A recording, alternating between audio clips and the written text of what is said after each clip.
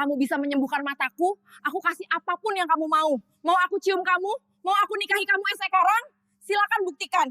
Assalamualaikum warahmatullahi wabarakatuh.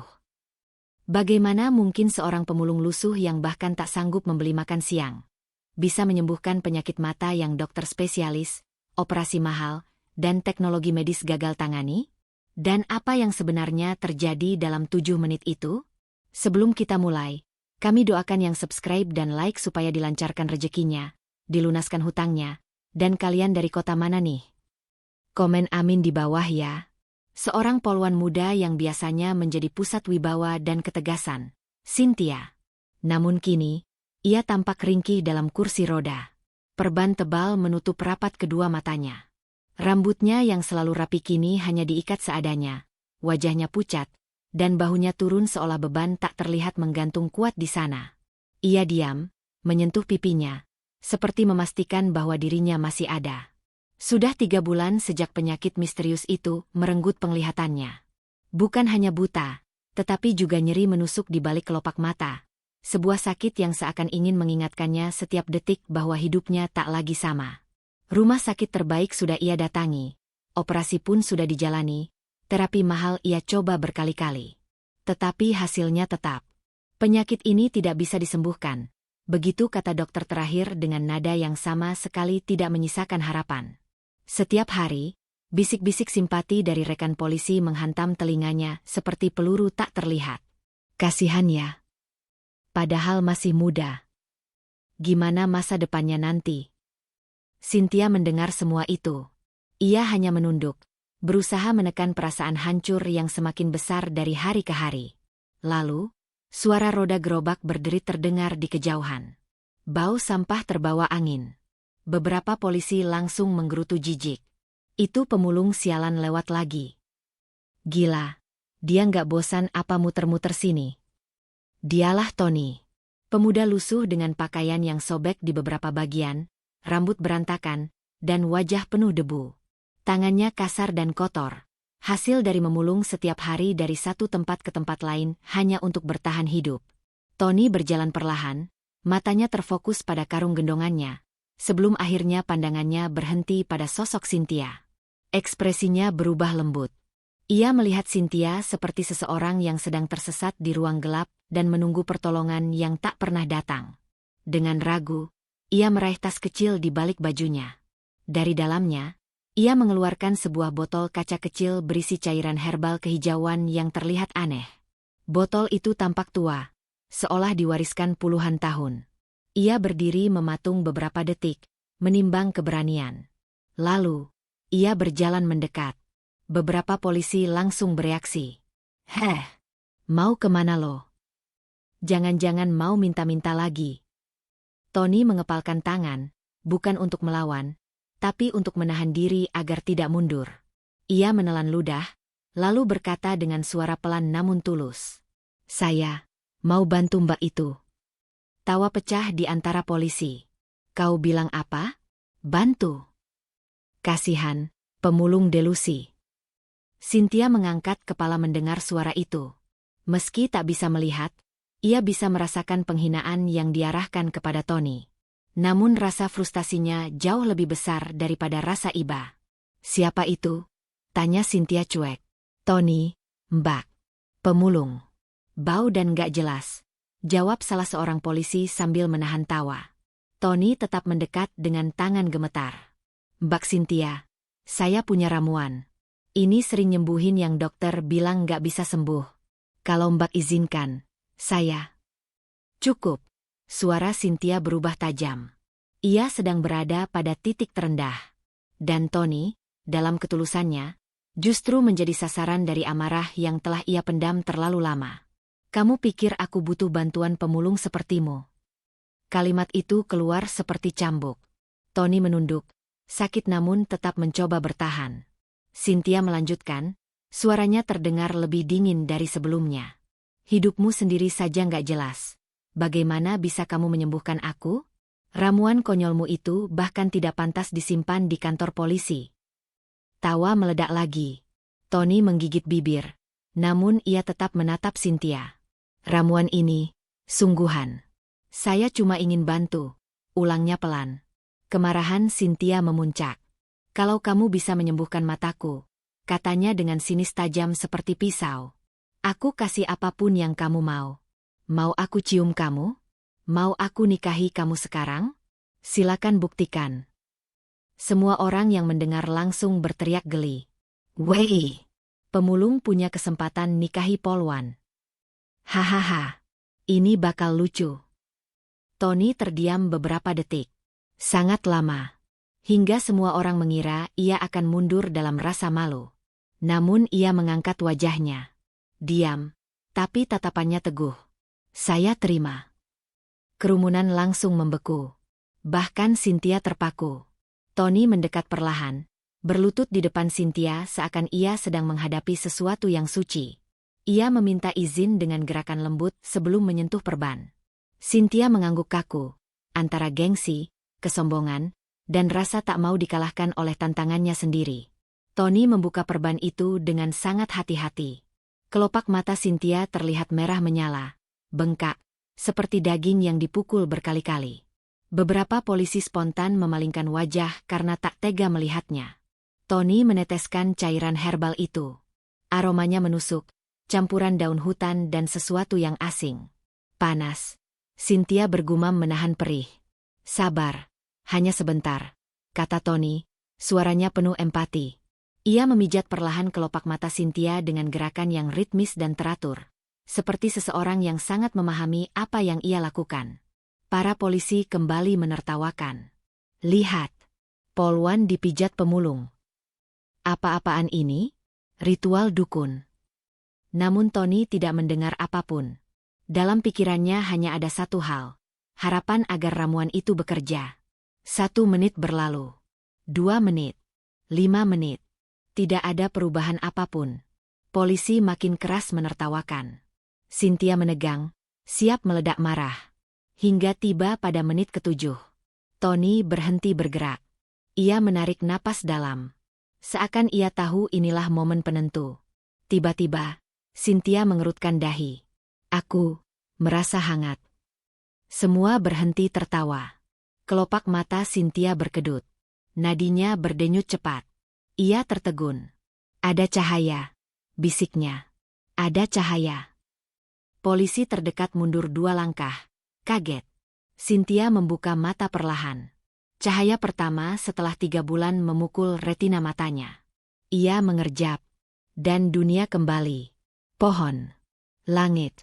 Seragam polisi. Wajah Tony. Semuanya terlihat jelas. Aku, lihat. Suara Cynthia pecah oleh tangis. Aku bisa lihat. Semua polisi terdiam. Benar-benar terdiam. Hanya Tony yang menunduk perlahan, seperti seseorang yang tahu sesuatu yang tidak diketahui orang lain. Dan pada siang itu, keajaiban dimulai. Sorak-sorai heboh akibat keajaiban barusan belum benar-benar reda ketika Cynthia, masih tubuhnya gemetar, memandang Tony dengan campuran bingung, kagum, dan takut. Ia bahkan belum sempat bernapas dengan benar ketika salah seorang polisi berteriak. Gila! Dia sembuh. Mata Cynthia sembuh. Mana mungkin? Ramuan itu apa sih?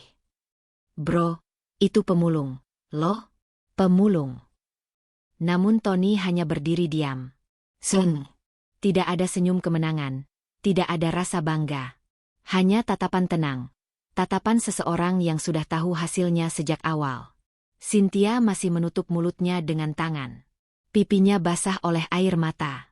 Ia menatap kedua tangannya, seolah tak percaya dunia telah kembali ke genggamannya. Dan di tengah euforia itu, perlahan, kesadaran terkejam muncul. Kata-katanya sendiri. Kalimat sombong yang ia lemparkan penuh amarah. Kalau kamu bisa menyembuhkan mataku, aku kasih apapun yang kamu mau. Mau aku cium kamu? Mau aku nikahi kamu sekarang? Semua terngiang seperti makian yang memantul ribuan kali. Hatinya mencelos. Hening seketika menggantung di antara mereka berdua. Tiba-tiba Tony bicara. Suaranya pelan. Cynthia, sekarang kamu bisa melihat lagi. Senyum kecil muncul di bibirnya, bukan senyum kemenangan, melainkan senyum lega. Dan seperti yang kamu bilang tadi. Ia berhenti. Tatapannya naik, menatap mata Cynthia yang baru kembali melihat dunia. Aku hanya ingin menagih janjimu. Semua polisi langsung meraih mulut masing-masing. Ada yang melongo. Ada yang menahan tawa. Ada yang langsung memegang pundak temannya, tidak percaya apa yang ia dengar. Sementara Cynthia, wajahnya membeku. Darahnya seperti berhenti mengalir. Haha, nafasnya tercekat. Tony menatapnya lurus. Aku tidak minta uang. Tidak minta harta. Tidak minta jabatan. Ia menelan ludah, suaranya bergetar sedikit. Aku cuma ingin, kamu tepati apa yang kamu ucapkan. Hening. Detik-detik terasa seperti palu godam. Pernikahan itu, bisik beberapa polisi sambil menahan napas. Cynthia hampir tidak mampu berdiri. Jika bukan karena kursi roda yang masih di belakangnya, mungkin ia sudah jatuh. Ken, kenapa harus itu? Suaranya hampir tidak terdengar. Tony tidak menjawab langsung. Ia hanya mengangkat wajahnya, menatap mata Cynthia dengan ketenangan yang aneh. Ketenangan yang tidak dimiliki manusia yang hidupnya keras dan kotor dari tempat sampah. Aku tidak tahu kenapa hidup memberiku kemampuan ini, katanya pelan. Tapi aku tahu. Aku diberi kemampuan untuk membantu orang, meski aku sendiri bukan siapa-siapa. Ia tersenyum tipis. Saat aku lihat kamu pertama kali di sini, aku melihat seseorang yang hancur, tapi masih mencoba terlihat kuat. Aku ingin bantu. Cynthia menggigit bibir. Air matanya jatuh lagi, bukan karena sakit seperti sebelumnya, tetapi karena perasaan bersalah yang menekan dadanya. Aku tidak serius tadi. Ia menunduk, suaranya gemetar. Maaf, aku hanya marah. Aku tidak sungguh-sungguh. Kerumunan langsung gaduh. Waduh, gawat ini. Gimana dong? Dia udah sembuh, bro. Polwan janji nikah sama pemulung. Ribut satu kota nanti. Tony menunduk sesaat. Entah kecewa atau menerima. Cynthia, katanya lembut, kalau kamu tidak mau menepati janji itu, aku tidak akan memaksa. Napas Cynthia sedikit lega. Tapi Tony melanjutkan, kalimat yang membuat semua orang kembali terdiam. Tapi ingat satu hal. Ia menatapnya lebih dalam. Dalam sekali, seperti menembus hati. Setiap kata yang keluar dari mulut saat marah, tetap punya konsekuensi. Cynthia memelengos, menahan rasa bersalah yang semakin mencekik. Aku butuh waktu. Aku tidak bisa memutuskan sekarang. Tony mengangguk pelan. Aku tidak sedang meminta agar kamu mencintaiku saat ini juga. Ia tersenyum kecil. Hanya, jangan lari dariku. Kalimat itu sederhana. Namun terasa seperti belenggu yang lembut. Bukan paksaan, melainkan penanda bahwa cerita mereka belum selesai. Tapi kejadian itu baru awal dari sesuatu yang jauh lebih besar. Sore itu, setelah para polisi bubar dan Cynthia dibawa rekan-rekannya ke dalam kantor untuk diperiksa ulang, Tony berdiri sendirian di halaman. Angin sore berhembus pelan. Ia menatap langit yang memerah. Kemudian, dari balik pohon besar di pinggir halaman, seseorang muncul. Laki-laki tua berjubah coklat lusuh, wajahnya penuh kerut, tetapi matanya tajam bagai pisau. Tony. Suara orang tua itu berat. Sudah waktunya kau hentikan semua ini. Tony tak bereaksi. Tidak menoleh. Kakek itu mendekat. Kau sudah tahu aturan, katanya. Kemampuanmu tidak boleh digunakan di tempat ramai. Tidak boleh menyembuhkan polisi. Tidak boleh menarik perhatian pejabat. Itu berbahaya. Tony mengepalkan tangan perlahan. Aku hanya ingin menyelamatkannya, jawabnya lirih. Kau tahu risikonya. Suara sang kakek semakin tegas. Jika mereka tahu siapa dirimu sebenarnya, dunia akan kacau. Tony memejamkan mata. Semuanya sudah terlanjur terjadi, Kek. Wajah sang kakek berubah tegang. Apa yang kau lakukan bisa membuka pintu yang seharusnya tetap tertutup. Tony menatap lurus ke depan, ke arah gedung polsek tempat Cynthia berada. Aku siap menghadapi konsekuensinya. Dokter kepolisian yang memeriksanya mengetuk-ngetuk layar hasil scan dengan kebingungan. Ini tidak logis, gumamnya. Jadi, Kondisi matanya benar-benar normal, tanya salah satu polisi. Bukan hanya normal, jawab sang dokter dengan nada tak percaya. Saraf matanya justru seperti membaik melampaui kondisi sebelum dia sakit. Cynthia duduk di ranjang pemeriksaan, memegang perban bekas yang tadi menutupi matanya. Ia memandang lantai, pikiran berputar-putar. Yang menyembuhkannya bukan obat medis, bukan operasi, melainkan seorang pemulung. Tony. Nama itu kini terukir di dalam kepalanya. Tajam, jelas, dan tak bisa ia abaikan. Ia masih ingat tatapan Tony sebelum pergi sore tadi. Tatapan yang tidak meminta, hanya menunggu. Jangan lari dariku. Kata-kata itu menggema lagi. Cynthia memejamkan mata, menahan napas. Kenapa aku merasa bersalah? Batinnya. Sementara itu, di luar kantor polisi, Tony berjalan menyusuri gang-gang gelap kota dengan langkah pelan. Cahaya lampu jalan menyorot tubuhnya yang kumal, jaket koyak, dan tangan yang masih menggenggam botol kecil herbal sisa. Kakek tua yang menemuinya tadi siang kini berjalan di belakangnya. Kamu sadar apa yang kau perbuat? Suara kakek itu bergetar. Kekuatanmu bukan untuk menunjukkan ke dunia. Kau mengundang masalah. Tony tidak menjawab. Ia berhenti di depan gubuk reot yang selama ini jadi tempat tinggalnya. Karung-karung sampah bersandar di dinding. Atapnya bocor. Lantai tanahnya retak-retak. Rumah. Ini bukan tempat yang pantas untuk seseorang sepertinya. Seseorang yang mampu menyembuhkan penyakit yang dokter pun tak mampu jelaskan. Tony membuka pintu, masuk ke dalam. Gelap. Seorang diri.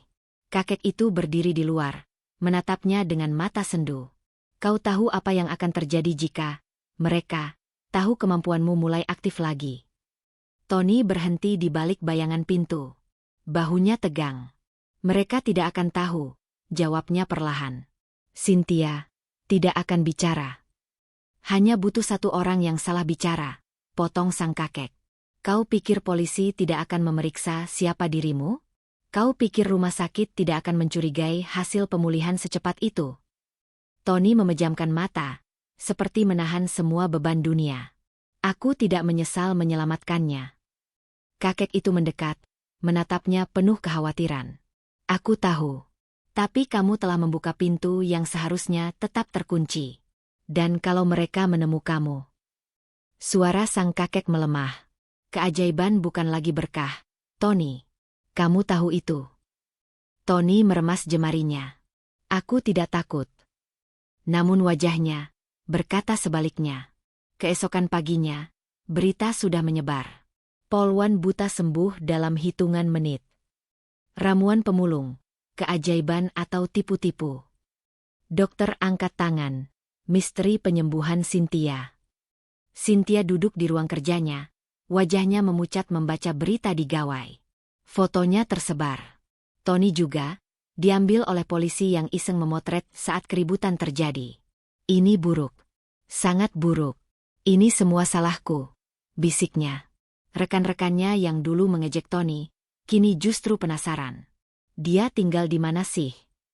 Kita harus cari pemulung itu. Bisa jadi dia penipu. Atau dukun? Bisa bahaya. Bos, perlu kita cari jejaknya. Kata-kata itu membuat jantung Cynthia mencelos. Tidak. Jika mereka menemukan Tony, bisa terjadi apapun. Ia tidak tahu siapa Tony sebenarnya. Tapi jelas kemampuan itu bukan kemampuan yang bisa diumbar ke publik. Ia berdiri mendadak. Aku mau keluar sebentar, katanya tegas. Atas izin siapa? Cynthia? Tanya komandannya. Atas izin saya sendiri. Ini urusan pribadi. Tanpa menunggu, Cynthia keluar dari kantor polisi dan bergegas menuju gerbang. Ia memanggil ojek online, memberi alamat yang ia sendiri tidak pernah datangi sebelumnya. Ia hanya menuliskan lokasi di mana ia ingat Tony menghilang kemarin. Sementara itu, Tony duduk di dalam gubuknya, memandangi botol herbal kecil di tangannya. Ia mendengar suara langkah kaki mendekat. Perlahan, Tony mendongak. Di ambang pintu, berdiri Cynthia. Peluh menetes dari keningnya setelah berjalan cukup jauh dari tempat ojek berhenti. Nafasnya masih terengah. Tony terpaku. Tidak menyangka Cynthia akan muncul di tempat yang bahkan orang-orang miskin pun jarang lewati. Cynthia menatapnya dalam-dalam, tanpa ragu. Kita perlu bicara. Tony menelan ludah. Tentang janjimu. Cynthia menggeleng. Bukan itu. Ia mengambil satu langkah maju. Aku datang karena aku takut. Ada sesuatu tentangmu yang tidak biasa. Sesuatu yang tidak mungkin berasal dari hanya ramuan herbal. Tony membeku. Cynthia menunduk sejenak, lalu mengangkat wajahnya lagi. Kau bukan sekadar pemulung, kan? Tony diam. Terlalu diam. Hening memenuhi gubuk sempit itu. Lalu Tony tersenyum tipis. Senyum yang bukan menenangkan, melainkan menyimpan rahasia besar. Aku tahu hari ini akan datang. Suaranya rendah. Cynthia merasakan bulu kuduknya berdiri. Aku memang bukan pemulung biasa, Tony akhirnya berkata. Udara di sekitar mereka seperti menegang. Cynthia menelan ludah. Lalu siapa kamu sebenarnya? Tony mengangkat wajahnya perlahan. Matanya berubah lebih gelap, lebih dalam, seakan menyimpan sesuatu yang tidak manusiawi. Aku berasal dari tempat yang bahkan dokter pun tidak bisa pahami. Cynthia terdiam. Napas Tony bergetar saat ia melanjutkan. Dan kamu sudah masuk terlalu jauh dalam hidupku.